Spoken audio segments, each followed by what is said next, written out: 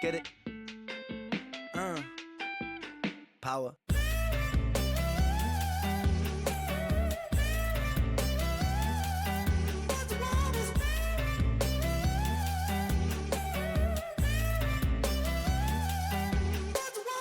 These kids don't play my shit, I never had a top 10. Maybe it's cause I sing about violence and depression. They say don't blame these kids, just focus on yourself, friend. Well, if they don't like what I'm doing now, then fuck them. Don't trip, I up the ante, learning licks like John Frusciante, smoking spliffs and popping candy, idolizing Sid and Nancy. Woo! Rock and roll in my soul, bumping knacking cold on the dole, fish and chips and games consoles, council house and violent flow. But life weren't sweet at home. Mum and dad took a trip and they split shalom. What will be, but me, I hate to see my mum alone. Late night crying, get so high to try to silence sounds of fighting. Through the walls I heard love dying, so I focused on my...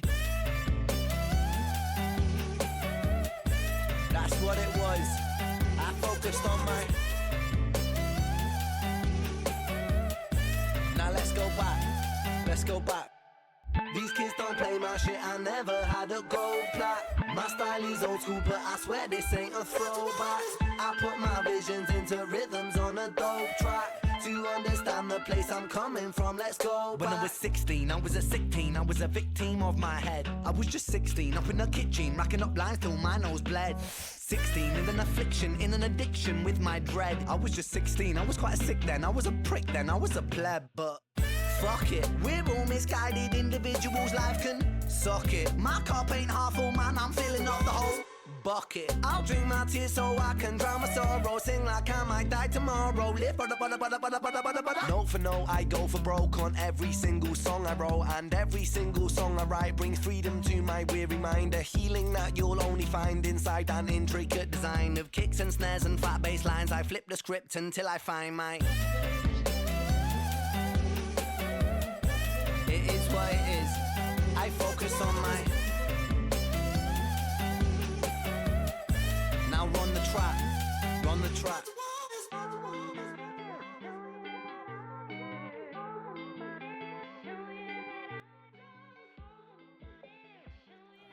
Alright, there we go. Bring the audio up. Yeah, I just discovered this artist, Data. It's Ren from the UK. He's really, really cool. Yeah. It's like a whole... He has all different kinds of stuff. Some of it's more like acoustic guitar kind of stuff, and then some of it's like hip hop, but like different. So yeah, pretty cool. All right. That was so loud in my ear, though. So today I was gonna, yeah. No, the genre thing is huge. I don't know if I mentioned, so, like, I lived with music majors, and, like, one was classical, one was jazz, and another one was jazz. But even the two jazz kids, like, one played trumpet and one played guitar. And so, but, like, they were very open to all different kinds of music, and so we actually were all three, like all of us together were in a band. So you had kids with like classical backgrounds and jazz backgrounds, like all playing together. And that for me, college was when I kind of got to that point. I think like high school I was very like rigid about my musical tastes.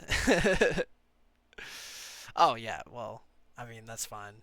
I think playing music honestly takes away some of the fun of like being a participant or like an audience member, frankly, because I've definitely noticed, like, even from what little experience I've had, like going to concerts, it changes your perspective because you're kind of hyper aware of like certain things. But yeah, no, it's definitely, it can help appreciate it.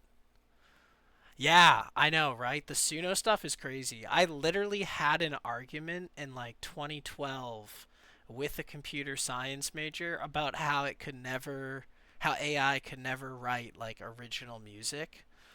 And like, it's still shocking to me that it can. My only critique would be that it is obviously better at writing like quote unquote pop music than like it's not gonna write like Thelonious Monk kind of stuff because that like is not. I don't know. I mean, maybe one day though. I mean, it is like one of those things. I was fundamentally wrong in that argument, but I do remember having that conversation at one point. It's great, yeah. What a world. And in that same vein, like so for me the cyber stuff cuz I don't have a background in any of this, but like for me the drive is because it's just so like practical almost to understand like the particularly like internet and computer and like how those things. Yeah. No, I mean I dabble in like a lot of things, so I'm very much a dabbler, but there's like that balance of do you want to be an expert or like do you want to be just kind of part of, like different circles and I'm trying to get better at actually honing in on expertise rather than just dipping my feet in like all the places. Yeah, exactly, exactly.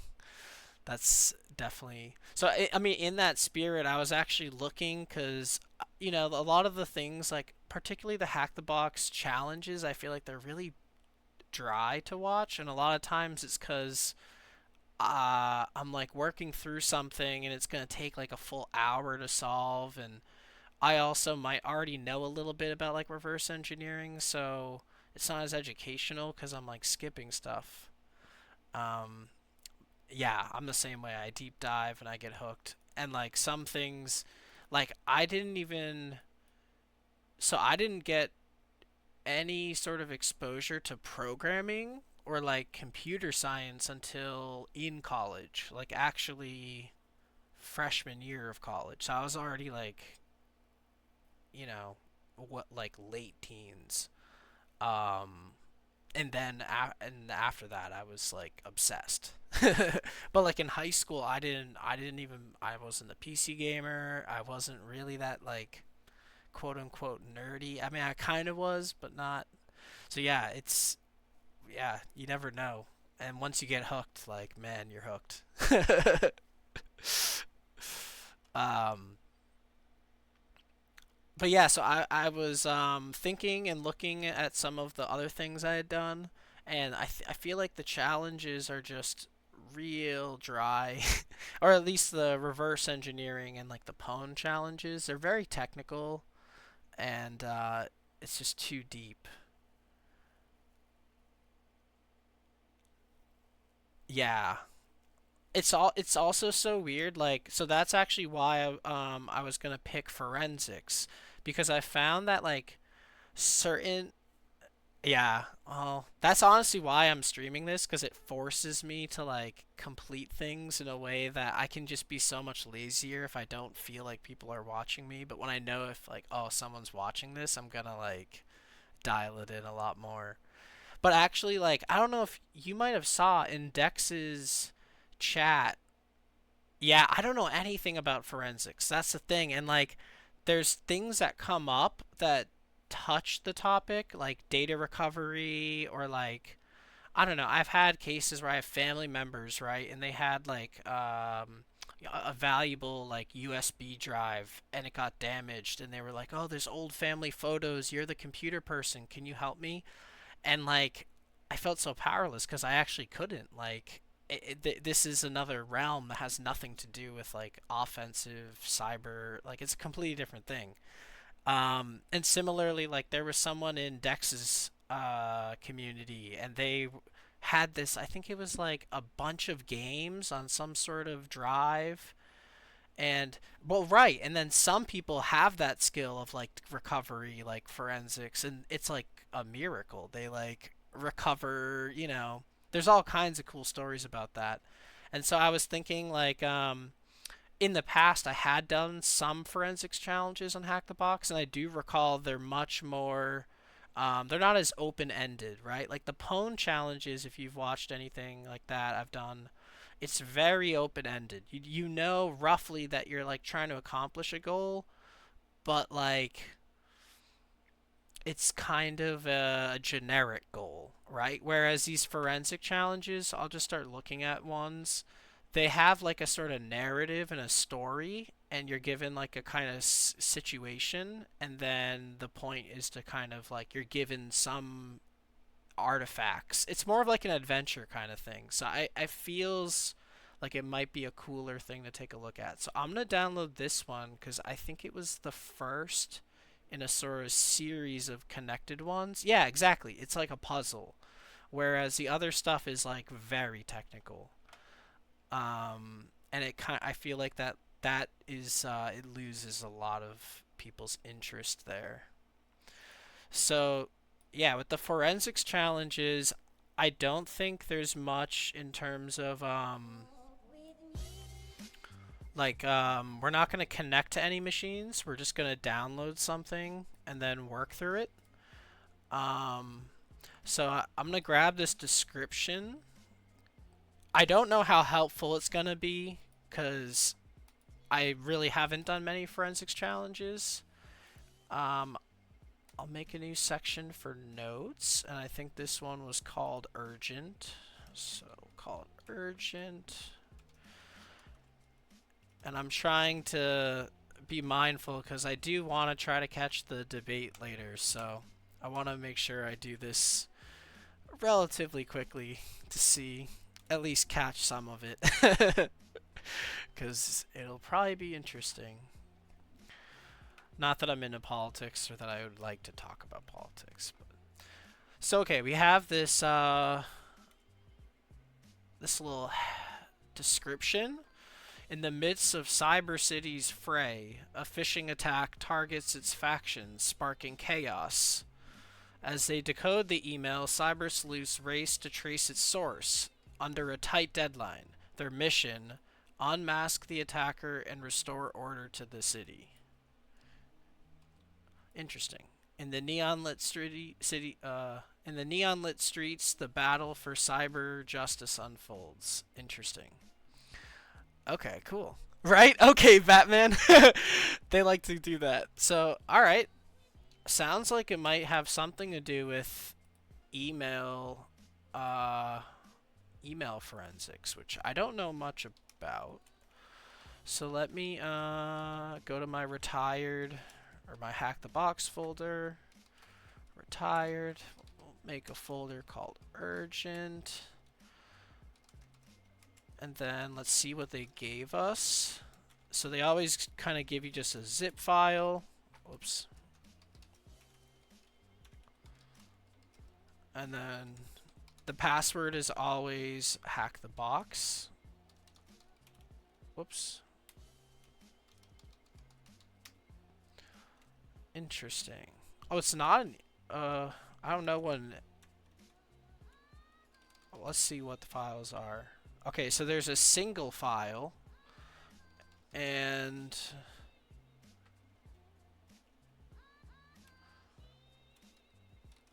I'm gonna move this zip file back to the downloads in case I screw it up.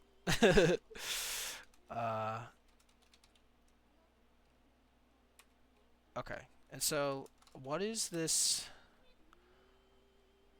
.eml? I've never seen that file extension. Email markup language? I don't know. ML is usually markup language. I mean, so maybe the first thing I'm going to do is look up what is email EML files.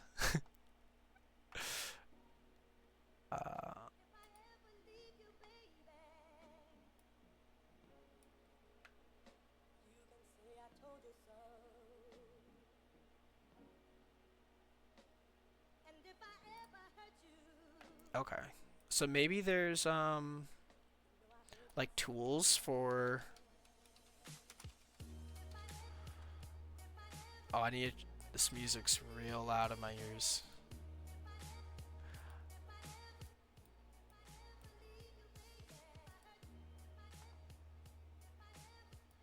Okay, there we go.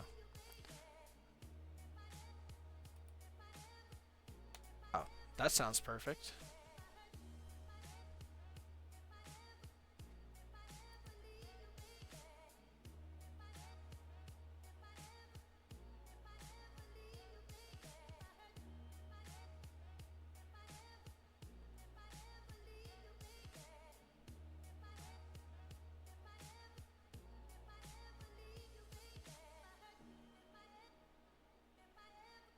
Oh, okay. So this will probably already tell us a lot of stuff.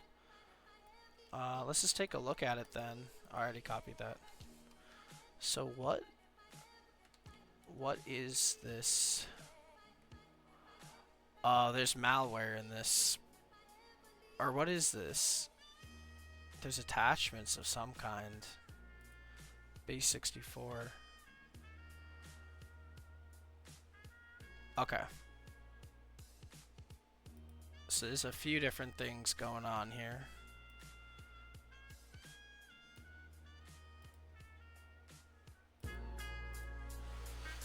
So there's some metadata that we should probably take note of.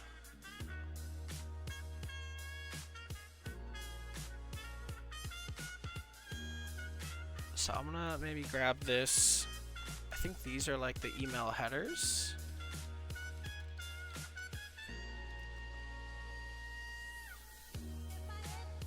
Unmask the attacker. So I mean, who sent this is probably a question that... Right, okay. So that's the sender, I think.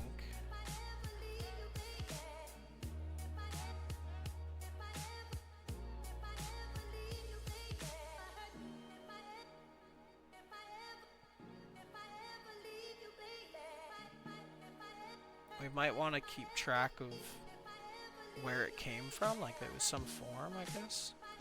And then, okay, so then there's some payloads in this. And it tells us they're base 64 encoded.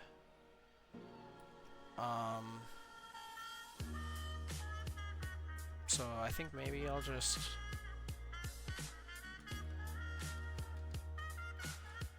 put all of that into this file. Call it payload 1. And then copy this second chunk. Also base 64, I guess, encoded. That's very repetitive. That's interesting. You can see there's a lot of... Maybe it's a picture or something? We'll find out. So payload 2. Just slap all that in there. And then I guess see what it looks like. So base 64 decode. So this is like a text-based message of some kind for sure.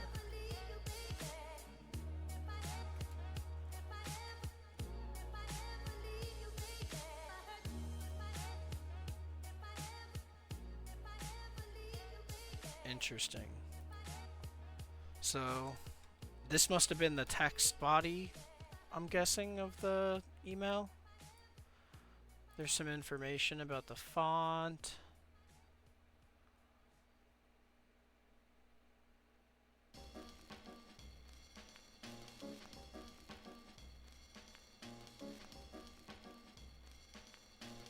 I mean, this just seems like text, though. I don't know if that's...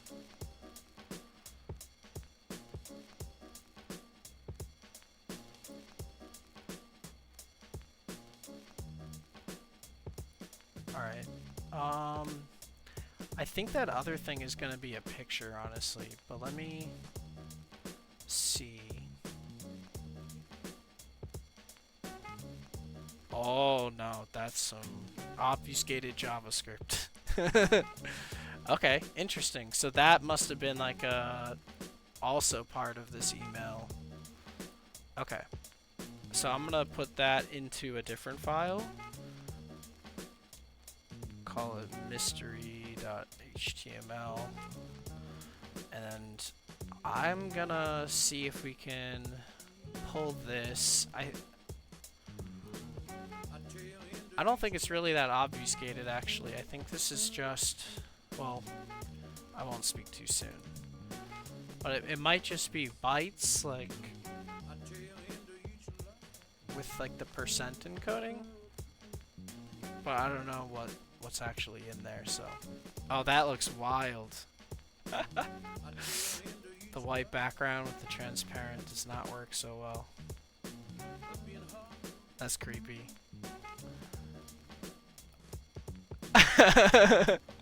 Ah, that's weird. Okay, so I'll give it that, and then I think from hex, where the delimiter is a %, and it looks like we're gonna get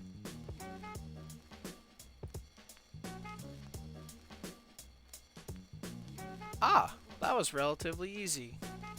So it looks like, yeah, there's some malware, some VB script malware, and it's gonna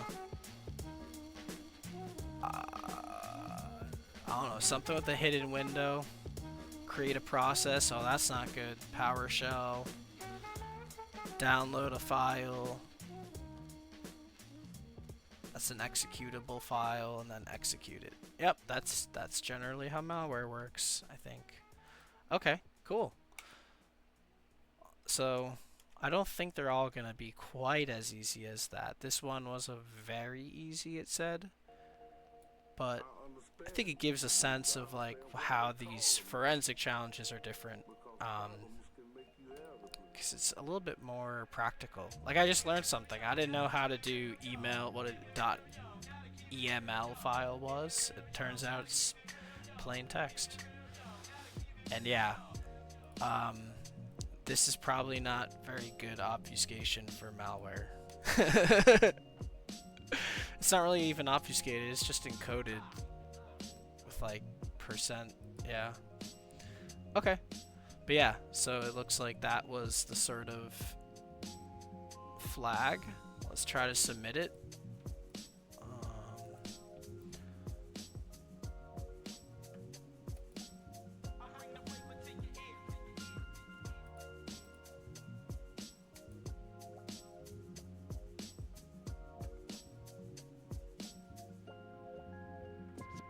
Cool. Place a little sound alert, that's funny. Alrighty. So I think there were a couple more I wanted to take a look at. Let me see. Because there was a few of them that I think were all part of that same narrative that they were spinning with the Cyber City or whatever it was.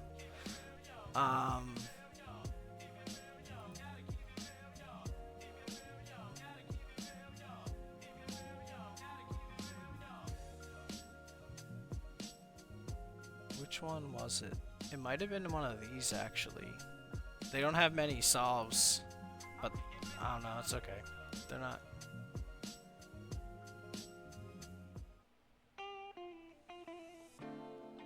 Okay, let's try this one. This one might be up your alley, Data, because it seems like it's about mystery data. Some kind of... I'm not sure. Let's find out. So, alright, I'm going to download a new... Oh, and this one does have an instance. So there must be... To get the flag, spawn the Docker instance. Oh, and answer the questions. Okay. I'll download it. I'm going to check out the other ones real quick, though, because those can be a little annoying. And I think I had other ones... actually, that were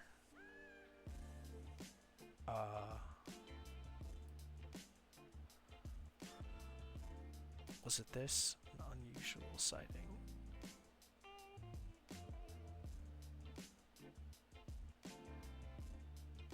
Yeah. This was another very easy one, so we'll probably be pretty quick. But probably more, you know, fast-paced than the other challenges. Let me download it. Grab the description.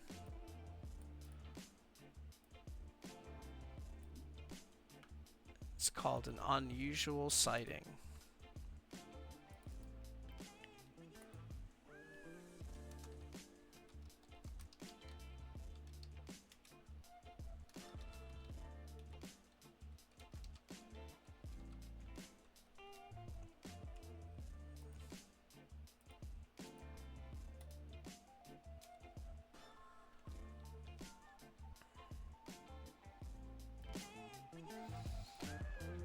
Okay.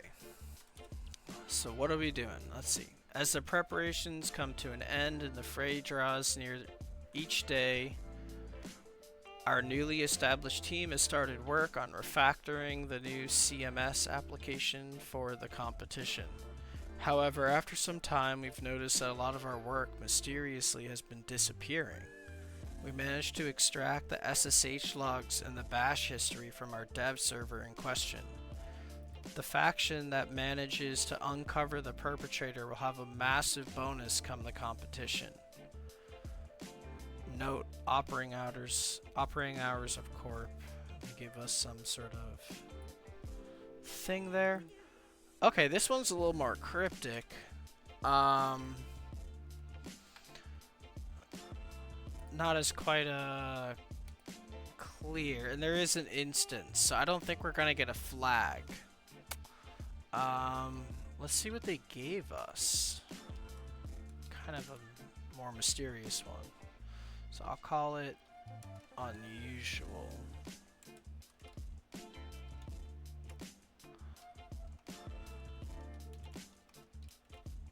Oof.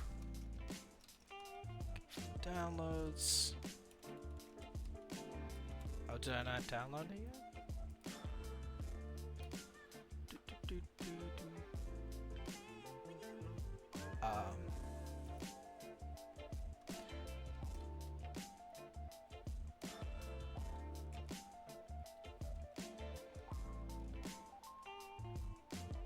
HackTheBox. Oops.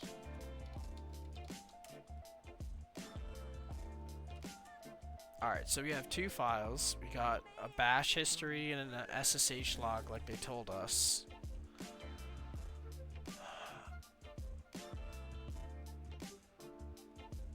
So I guess we want to figure out who's compromising this system somehow.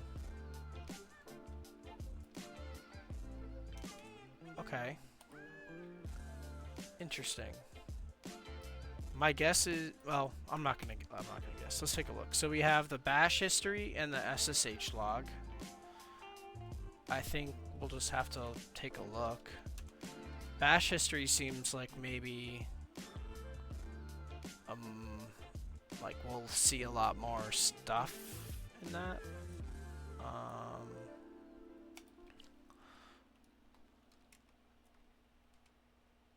Alright.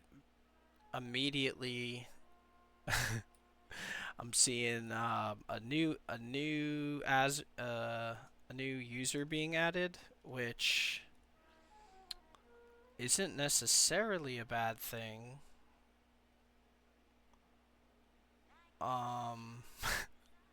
But also, like, it could be something that would happen and like immediately after being compromised. I think is someone would add like a user.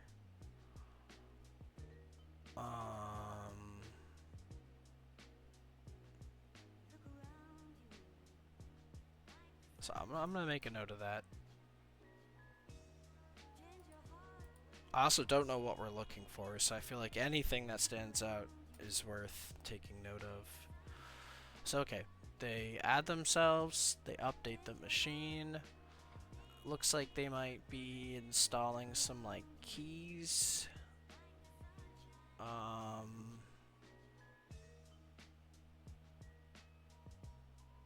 Oh, and they added this soft dev user to the sudo group. Yeah, that's the other thing that kind of caught my eye.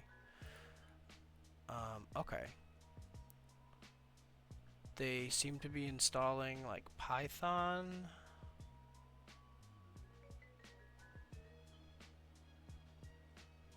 And then it looks like we do get some so they might be running a local Git possibly. It looks like maybe the after they got Python, they might have like downloaded a local Git repository and then changed the ownership to themselves.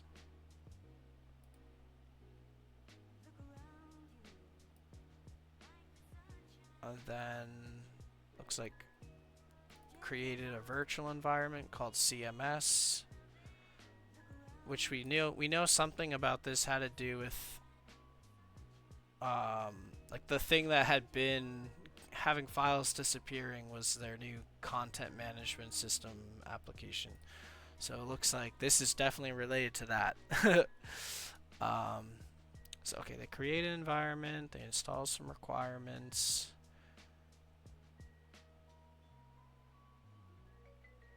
Which I guess is all presumably in this locally hosted Git repository.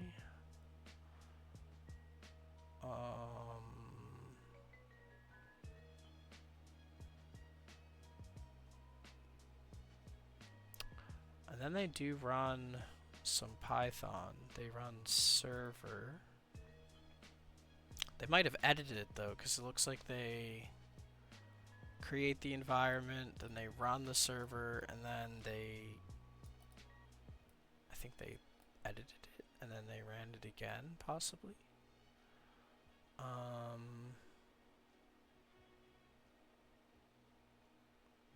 I don't know what this is. It looks like they downloaded something from the public internet.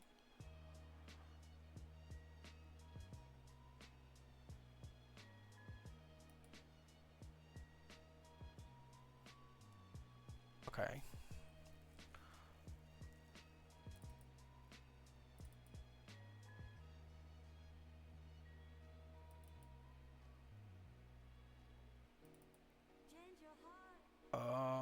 We're getting sketchier.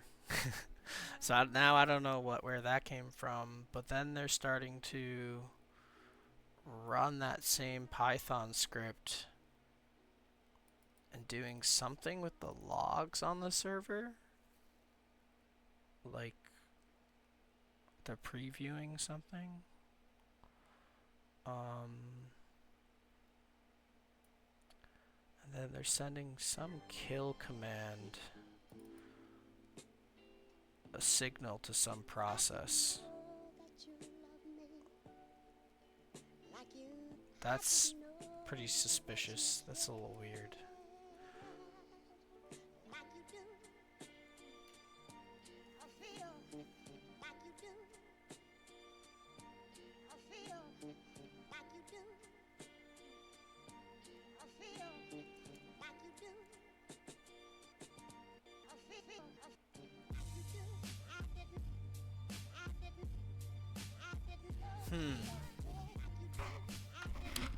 So there's not a full story here, but definitely seems like these server logs might have some interesting information.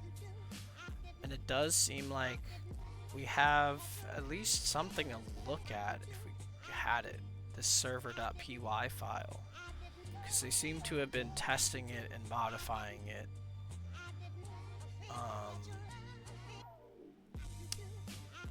And they might have pulled some stuff from, yeah, interesting sources. I'm not sure what, maybe the SSH logs will tell us if soft dev, where that came from. Okay, let's look at the SSH. So yeah, call it SSHD log.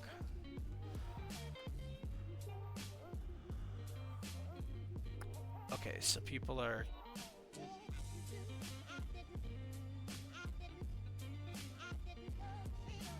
they're trying root. They're not getting it. And then they do get it. So let's keep track of these timestamps. That's when the timestamps probably get kind of important. So yeah. No bueno. Okay. A timeline is forming. So it looks like from the SSH logs we see someone failed, but then succeeded at 11:29 to get a shell for root, which is coincidentally right before somebody added a new user with sudo permissions who seem to be modifying things. So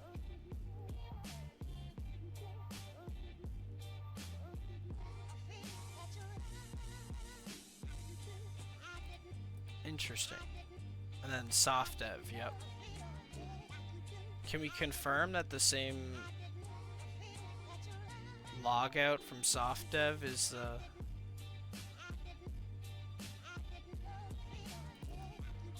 There's more than one computer then. Because this one is there's like 3 different computers. So the soft dev user got created at 11:31. Let me actually pull all of this.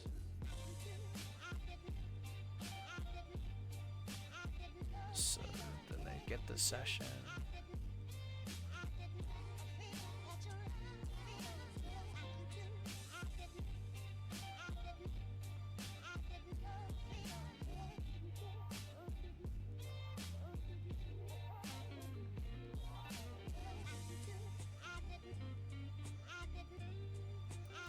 Wait, there's more failed root attempts actually.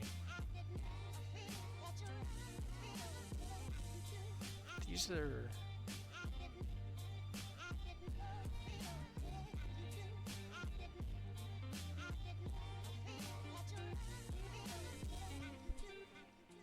Okay, interesting. Let me see what they got to spin up on this machine. Because I have a feeling we're going to log into something, possibly.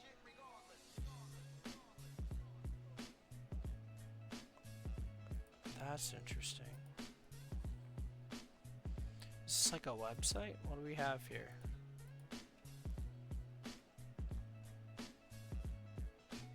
Ah, no, it's not. This is a command line based thing.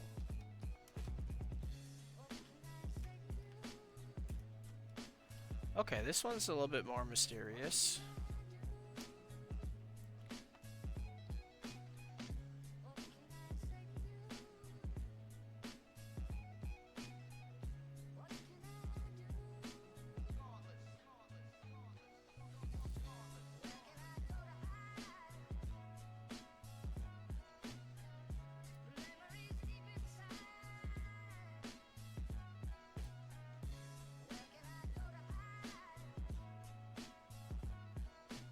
What is it asking? Is it asking me what's the port and address of this IP? What?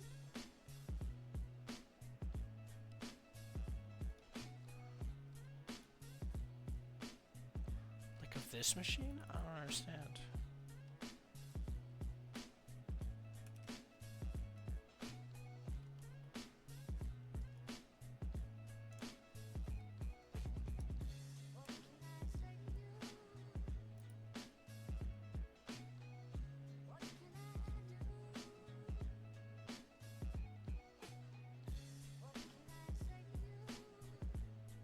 Oh, and they did tell us that actually 0900 to 11900 is the operating hours. So maybe we can figure out if that's actually, if these things are happening during operating hours or not.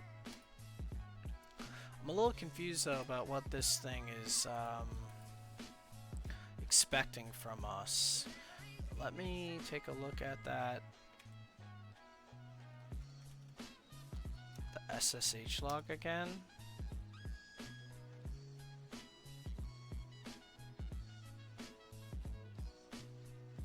From on. So this is the SSH server and it's listening on that port. So maybe that was a problem. Was I didn't have the right thing. Let's try this out. Just copy that.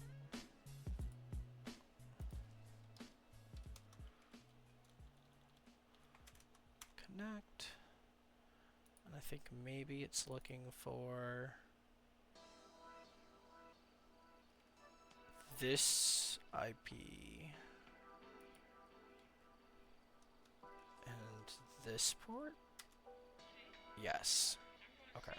And then the first successful login.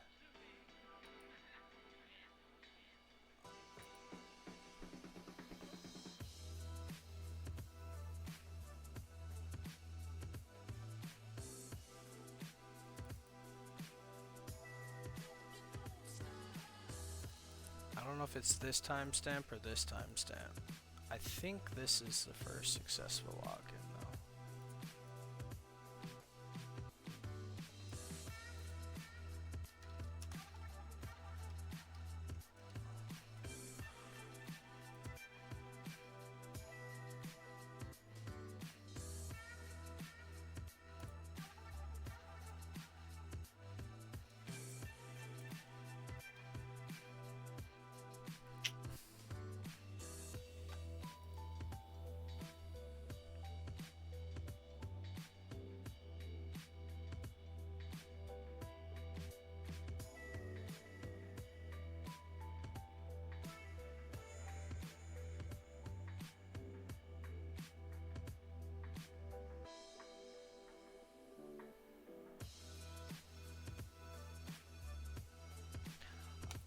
I don't like these ones because I feel like sometimes they get hung up on the formatting of the answer, and it turns out like, yeah, okay, so they wanted, that's a date and a time.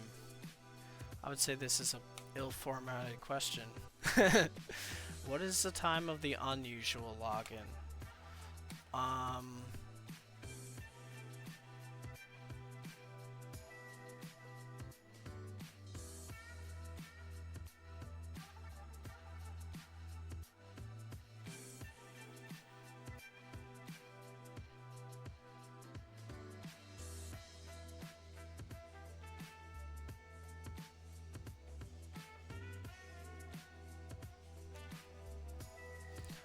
So I guess they told us the operating hours. So anything after 1900.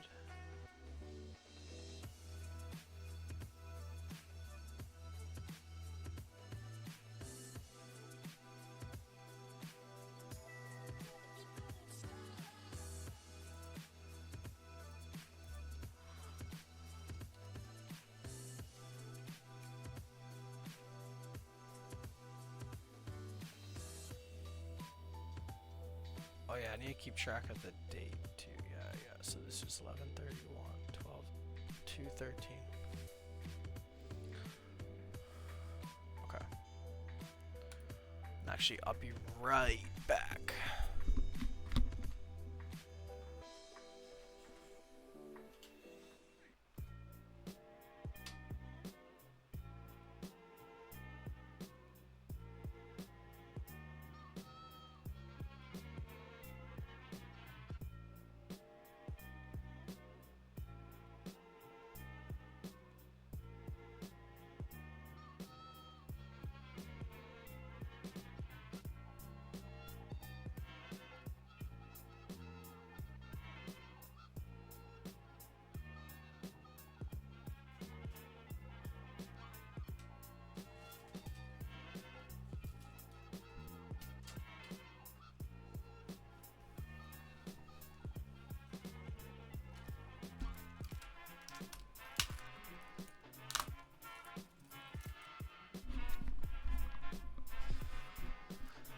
Alrighty.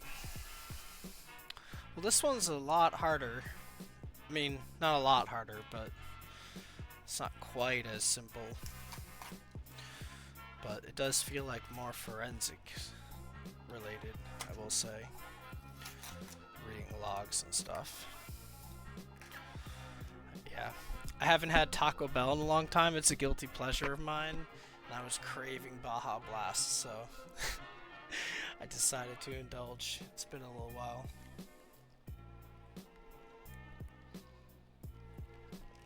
Okay.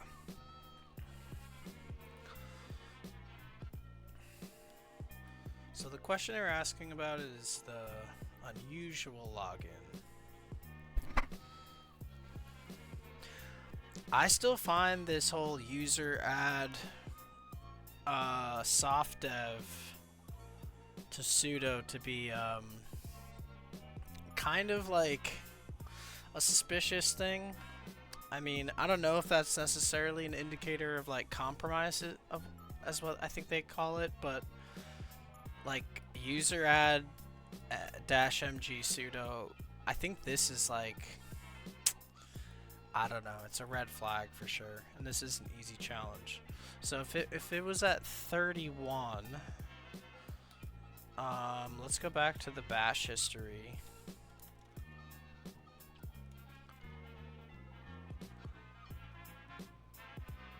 Oh, but this spans a long time actually. I take that back. Maybe I need to look at this with the dates in perspective. So they add the soft-dev user on the 13th.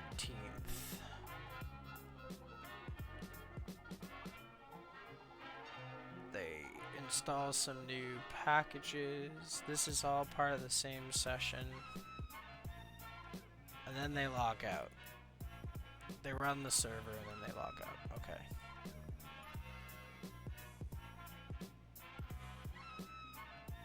The next login is the 15th, 2 days later. It is weird that they would, okay, I should, maybe this is more suspicious, I guess. There's someone doing this. So who am I is like basically the first thing someone, like an attacker, would basically enter when they've gotten onto a system. And then uname A is another thing, and then they're basically looking at the passwords file to see, I think, the usernames on the machine, and the shadow file will actually give them the hashes of passwords. So that's really bad. So maybe this is actually our malicious activity. It looks like that's actually a completely, that's the 19th around 4. And 4 is also outside of their operating hours. Okay, so I think we found a section of things that does look a bit malicious, or at least out of the ordinary. So I'm gonna copy this. I'm gonna see if we can pair it up with the SSH log so we can answer that question.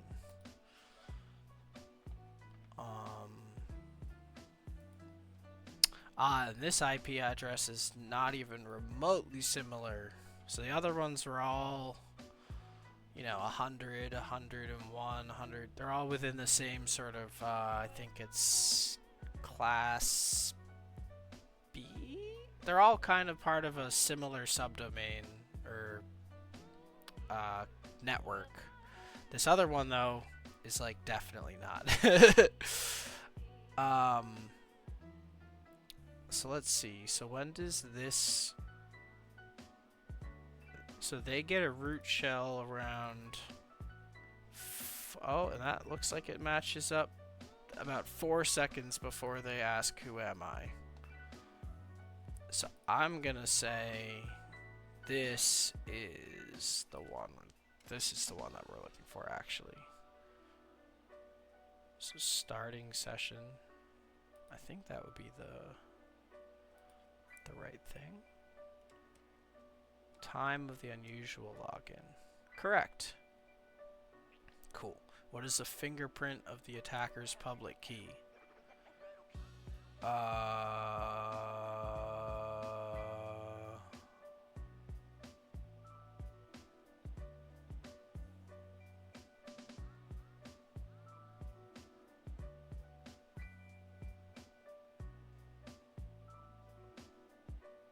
Is it this?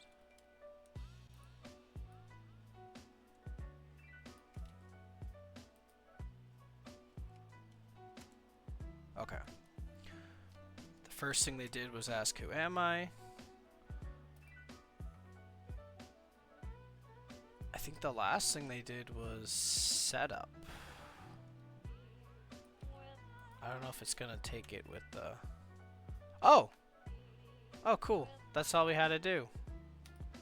Nice. Oh, it wasn't that easy. We did have to get into the logs and sort of correlate things between different parts of the logs, right? So, oh, my face looks crazy again. So yeah, I think that's probably a pretty practical thing in what I'd imagine incident response is, right? Because, you know, we have, you know, this is like realistically what you'd have on a system. You'd have the bash history, you'd have the logs, but you don't have like nothing tells you like at this time they got in and at this time they hacked you and at this time, right? You have to somehow take different pieces and connect the dots. So I think this might be pretty realistic actually. So cool. So far I would say it does seem to be true that the forensics are a little more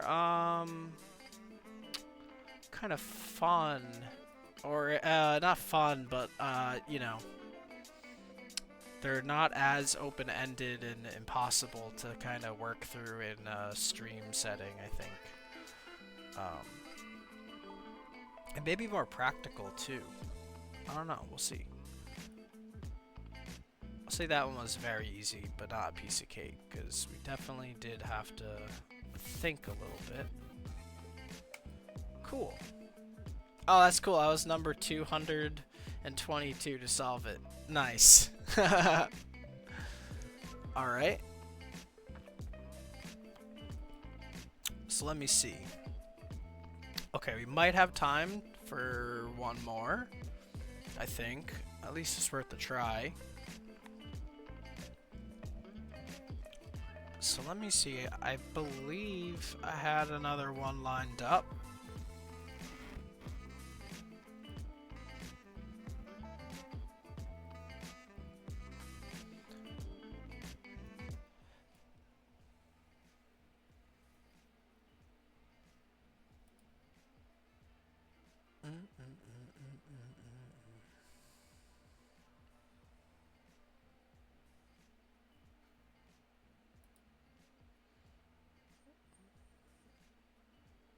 This one's got a lot of positive ratings. That's always a good sign.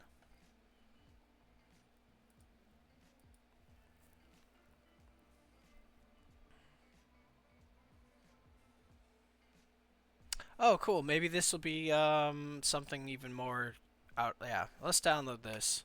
This sounds cool. This will be very different than the prior ones, I think. And it's Halloween themed, which is... Everyone likes Halloween, right?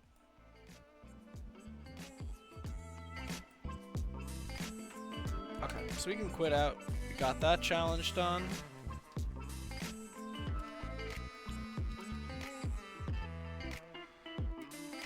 Nice.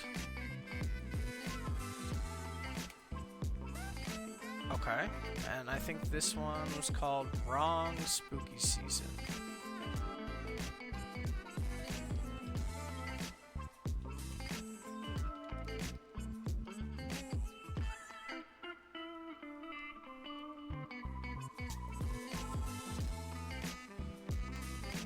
Okay.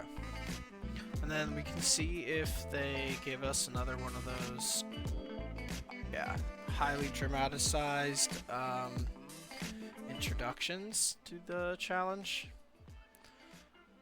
I don't need this open anymore.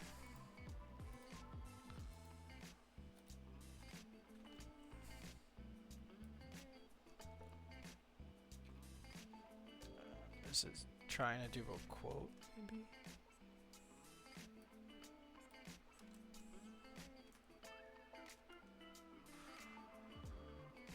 I told them it was soon and in the wrong season to deploy such a website, but they assured me that theming it properly would be enough to stop the ghosts from haunting us. I was wrong. I don't know why I couldn't read the word theming. Jesus. Okay. So now there is an internal breach in the spooky network, and you need to find out what happened. Analyze the network traffic and find out how the scary ghosts got in and did what they did. Nice. So I appreciate the Halloween theme. I also like this because we can try to look at something else that's completely different than the other things. So far we've looked at bash logs and SSH logs, which that's pretty, I think, realistic. Then we looked at like an actual email phishing file, so that's pretty realistic. And then now we can look at network traffic and like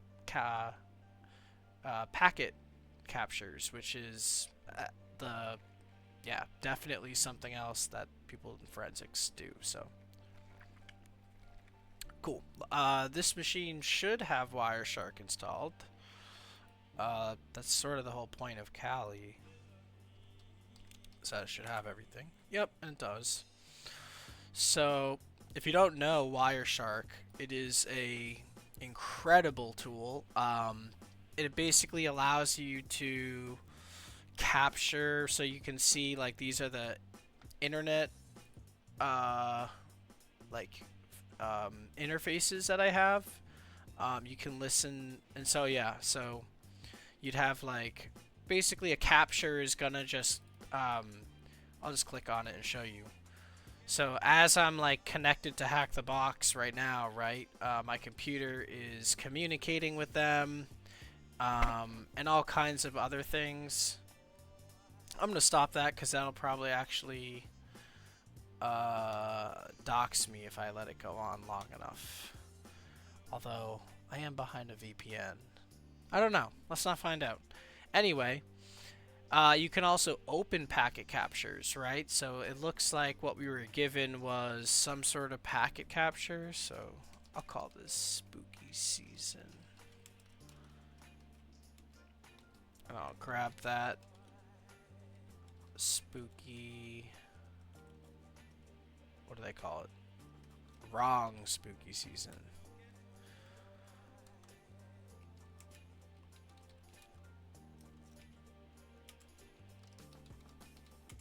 Okay. And so yeah, so we have this PCAP file, and that's packet capture. So we know we should open that in Wireshark. And I guess we have a more clear objective this time, is to basically analyze it, figure out how the scary ghosts got in and did what they did. So let's go back over to Wireshark, and instead of capturing traffic, we're just gonna open this capture file, because that's the format Wireshark would save things in, and there's other packet capture tools. Wireshark's just good because, as you'll see, it is visually a lot easier to kind of navigate. So let's see. So it looks like the first thing we see is there is a web request to something called Spookhouse Home. And I appreciate that Spookhouse is serving from local address 166. 666 would have been out of the subnet.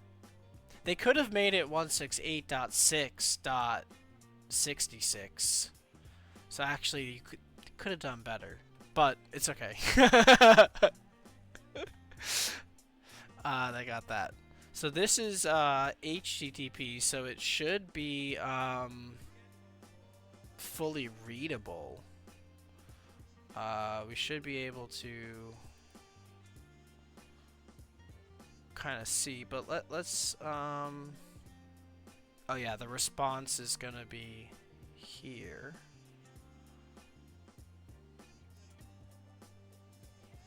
Oh, it's a whole bunch of data. Probably the web page data. Oh, cool. And this will render for us. Can we copy as printable text, maybe? So this is the web page that was being visited.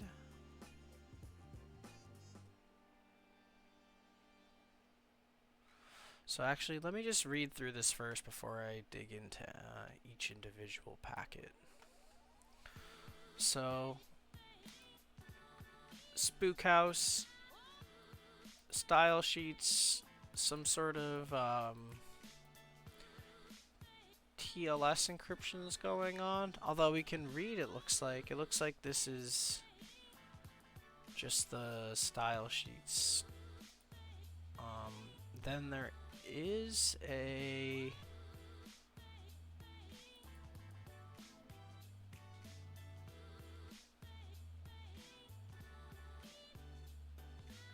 let's just dig into it. So this Spook House JavaScript JS script.js is requested.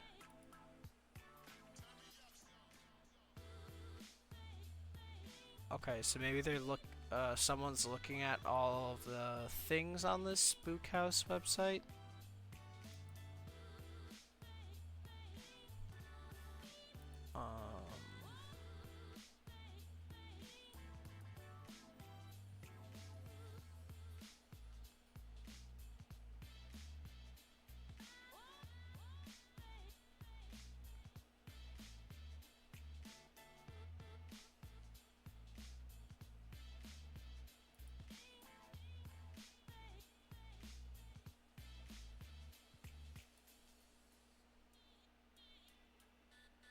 Okay.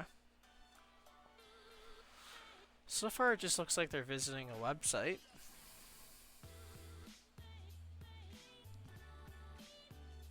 I'm gonna zoom out a little bit here.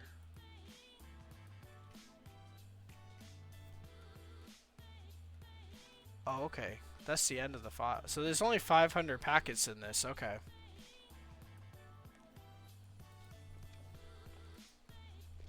Alright, let's see.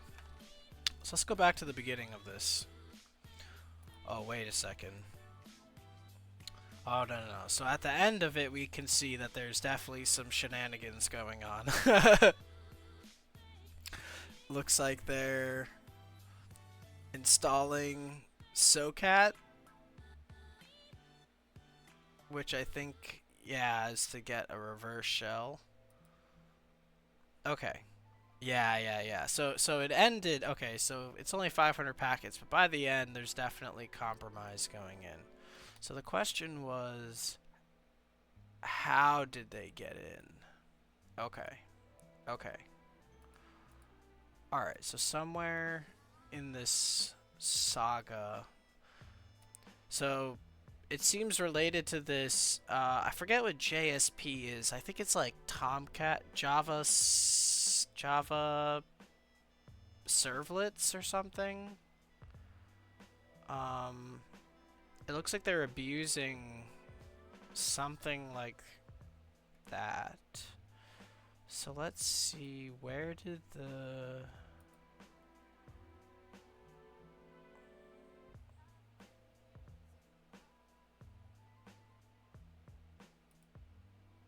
Oh, a post request. Oh, so they might have uploaded something to this Spook House website.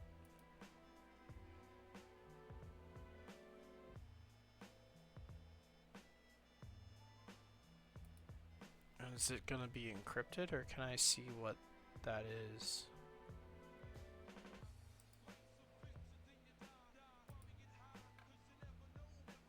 Maybe I can copy this in here.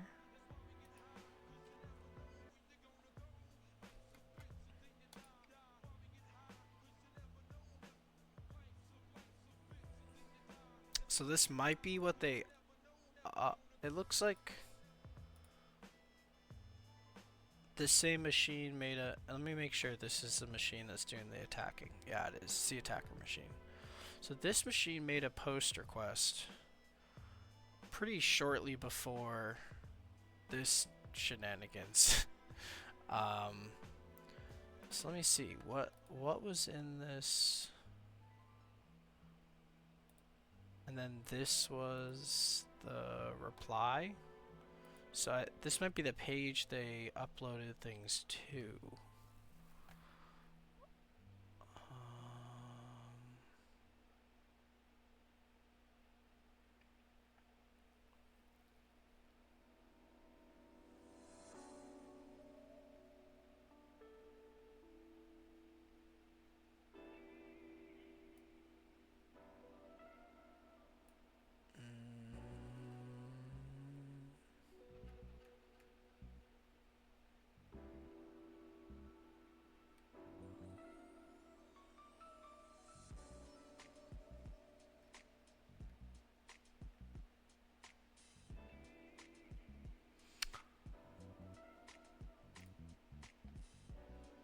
Okay. That I think that's just the Spooky House homepage. And those were all the pictures.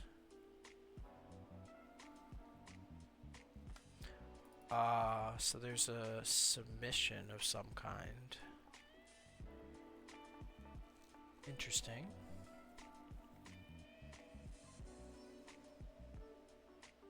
Ah, I'm pretty sure that's a penetration testing company.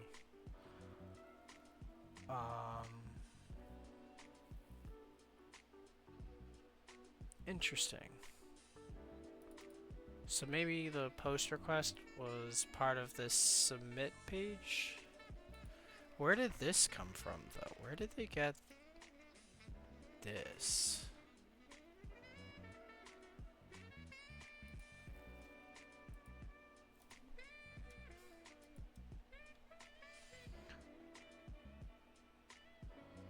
No, that can't be everything.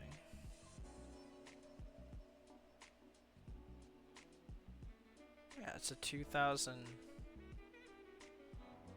Oh, they're all null bytes.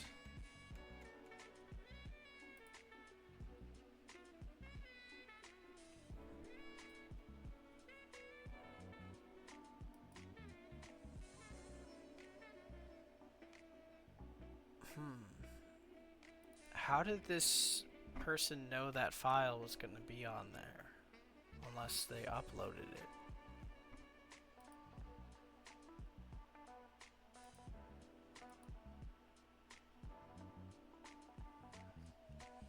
I think we need to take a look at this scripts.js file. Oh, there's another post request here. Okay. Maybe we can take a look at this.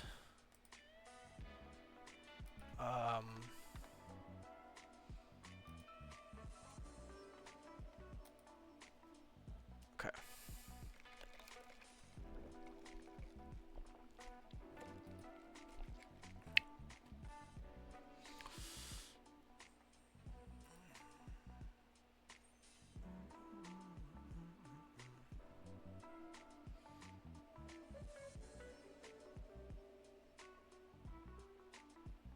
It just looks like regular JavaScript. I don't see anything weird there.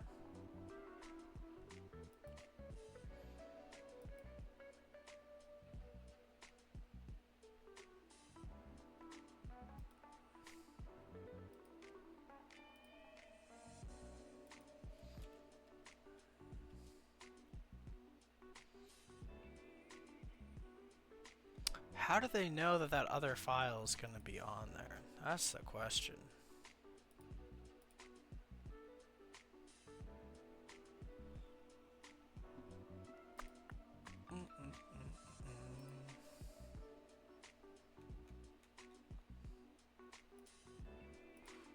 Just looking at pictures. Oh, I didn't think about. Maybe they, if they did some like intercept or something with Burp Suite, maybe like it would show up with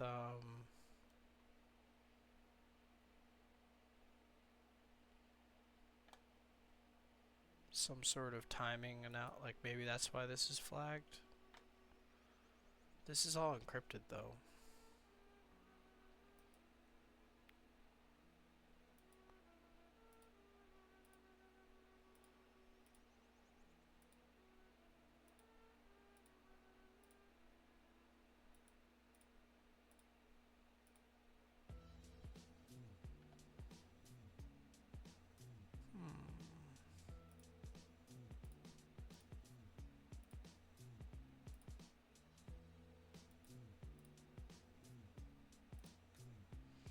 Alright, maybe look at all of the HTTP like together.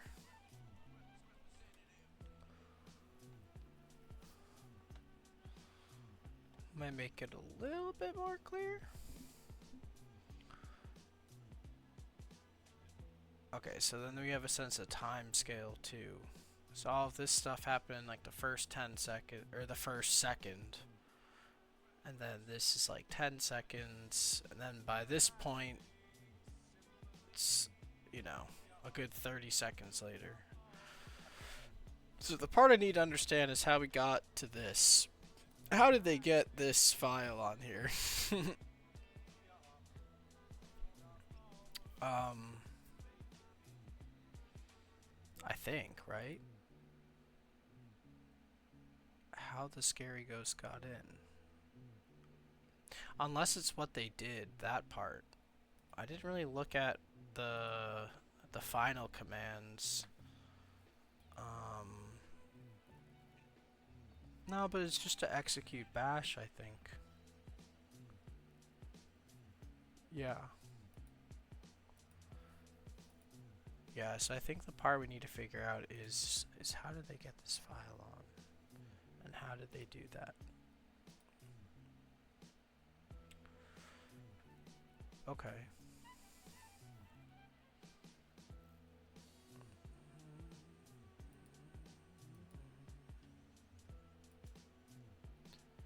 So we have the Spook House homepage.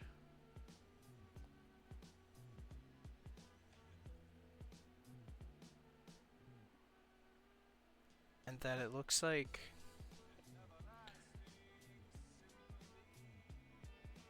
yeah, these post requests are right around the time of interest. I wish I could see this full. I don't think this is everything. This looks like Java. 'Cause somehow they uploaded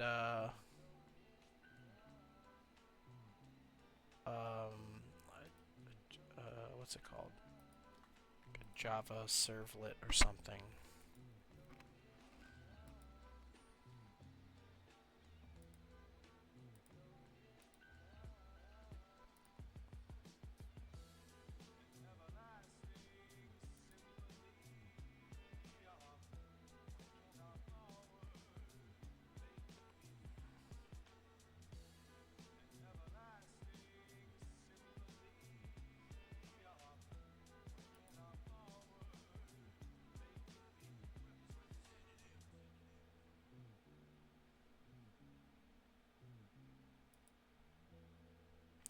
Ah, this might be what we're looking for.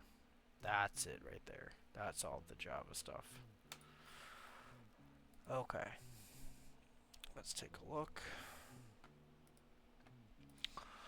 Yeah, that looks like some malicious code. Possibly. So, let's see.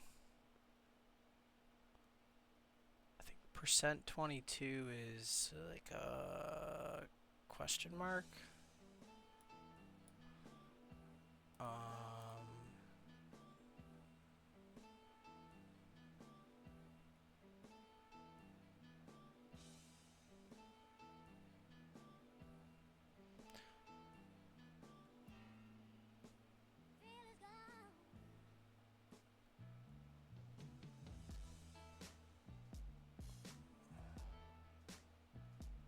New string B. So I think this might be the flag, actually.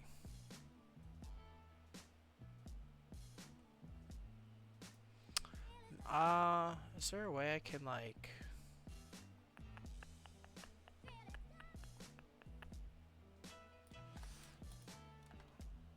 I'll save it first of all. How to decode what this is doing exactly, though.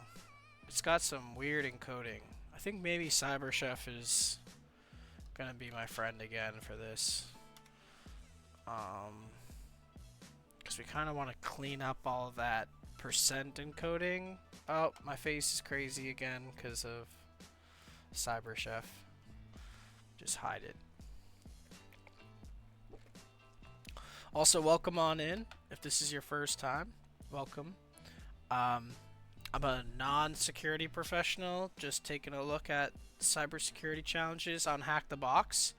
If you don't know about it, HackTheBox is a super cool platform where you can like legally just hack and do so right now I'm looking at challenges, which are retired, but they have more than just challenges. They have like machines that are Windows machines or Linux machines or cell phones, even all kinds of different things.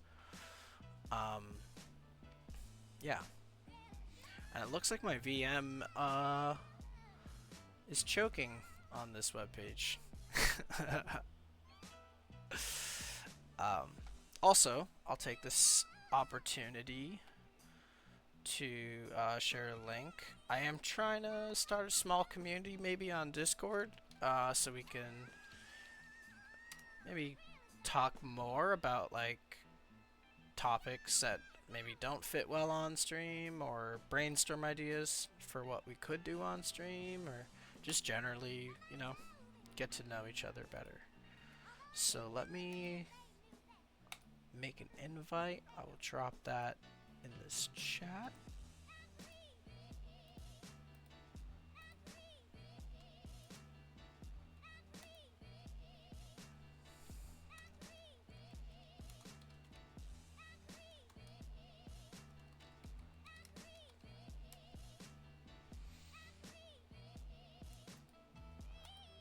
Okay. Cyber Chef might not be my friend on this one. I'm thinking this is gonna be a no-go.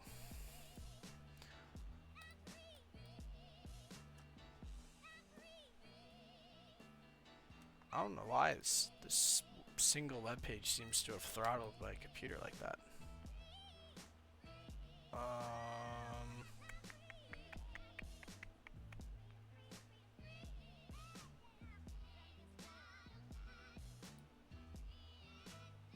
It doesn't like having other things. Okay, well, one thing I've learned is I can always kill the internet to the VM. And that tends to stop these web pages from running whatever nonsense they're doing.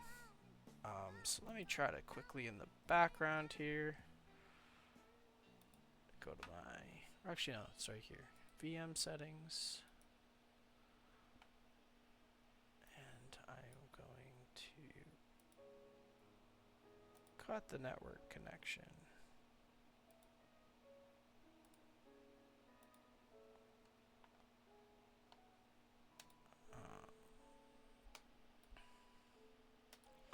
See how long it takes for this to catch up.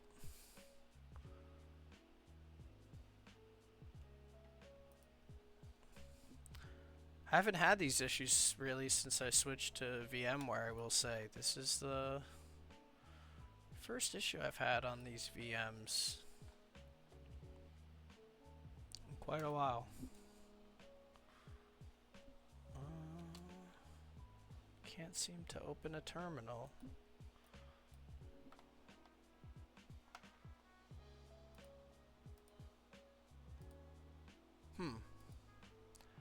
That's a bit odd.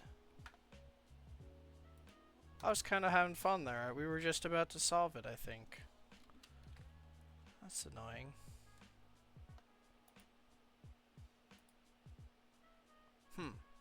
Well, if a real security professional could tell me what is happening when this kind of stuff goes on, I'd be really happy. Because, this kind of stuff happens to my VMs pretty reliably when I visit this domain. I don't know why. That's the weirdest thing. Yeah, it just fully let me try pausing and unpausing maybe.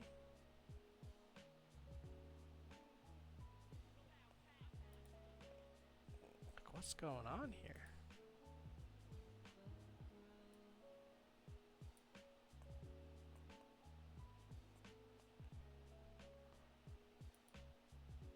Fail to suspend. Yeah. Yeah. Fully cracked. I don't know what's going on. Okay. Well, we're gonna shut down that guess because I've learned that's pretty sus when that happens.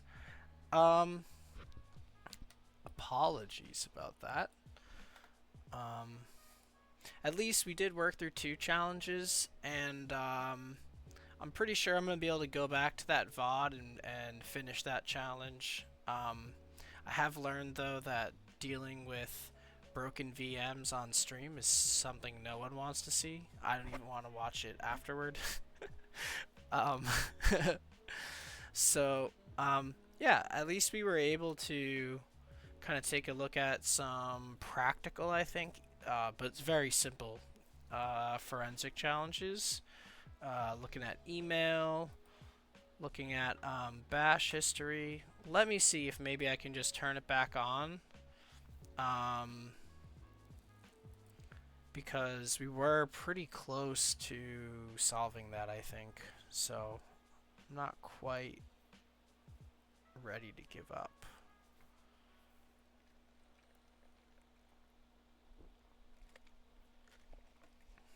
Okay.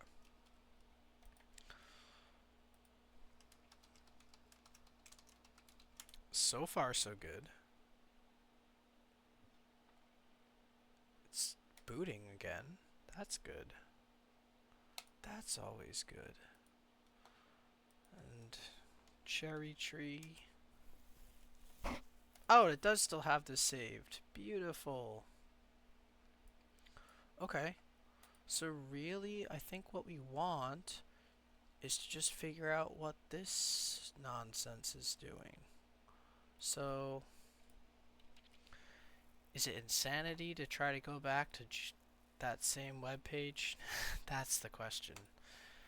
There's nothing wrong with that site, though. I don't see why that would be a problem. It's a GitHub hosted, like, I don't know. I don't see where that would be a problem. Okay. So, it is, I guess, GHCQ. So it's not exactly any old GitHub page, but no, yeah, we're fine. We're fine. Okay.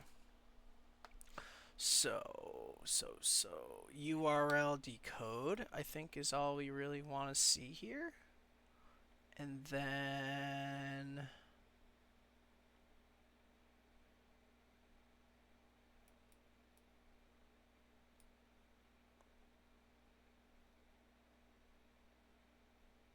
so they're setting up this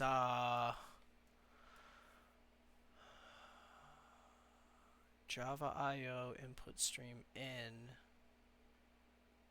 Yeah, so they're setting it up so they can send in those commands using the parameter CMD, which we saw. And then it looks like they're setting up, I think, the output. And yeah, then they read the command, and then they print the result. So this isn't going to show us the flag, actually. This is just going to show us the little Java malware that they uploaded, I guess. Let's see. I still think we can grab this flag, though. We're so close.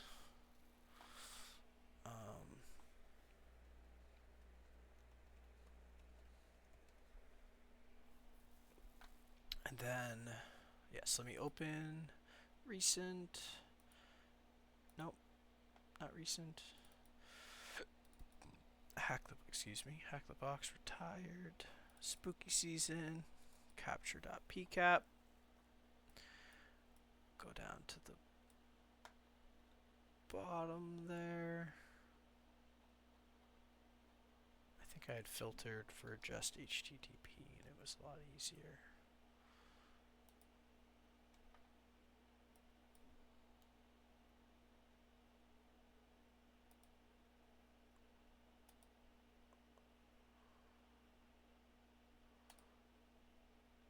Well, so that is our answer, right? They uploaded They installed.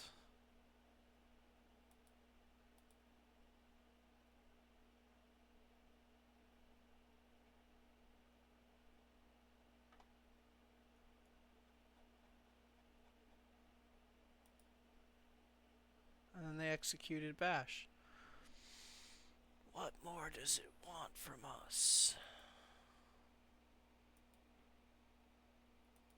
What do you want, Hack the Box?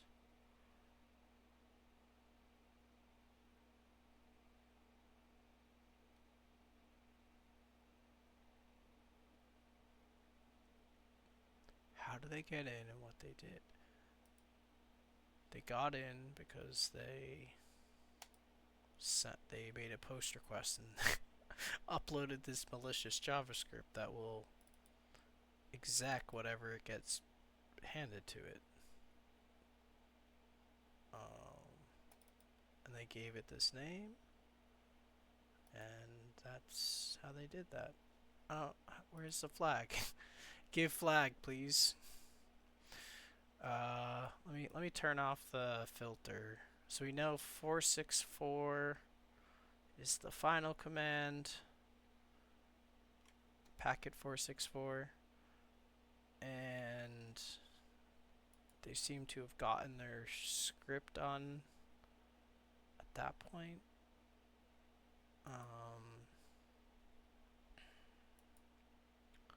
Let's see. There must be something else here.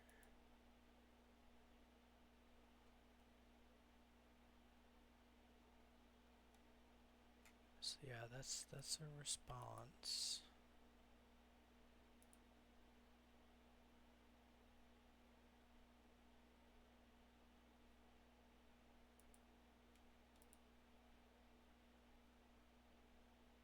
Then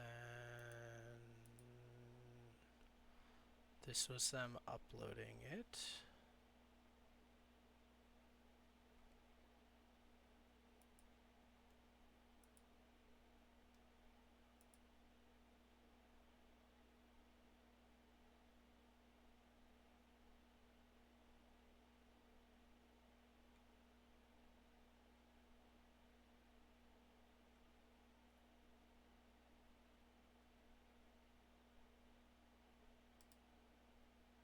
Maybe I didn't look at this yet? I don't know.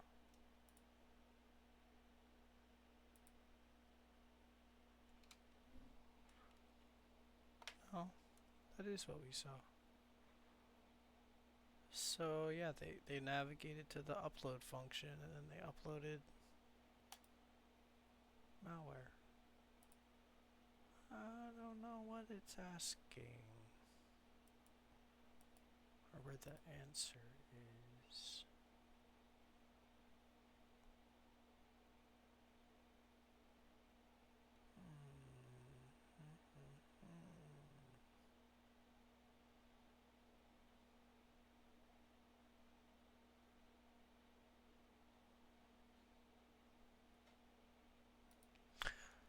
Okay, maybe we should see if they deface the... No, this is the... Is this the end of the history? Or is there something after 464? Ah, there's a lot more traffic after 464. So my guess is the last part of the question, what they did, we're gonna have to look at this traffic. Okay, yeah, so they uname -r cat etc password. Oh, there's a whole bunch of stuff. So they looked at the password file. Looks like now they're looking for files with elevated permissions.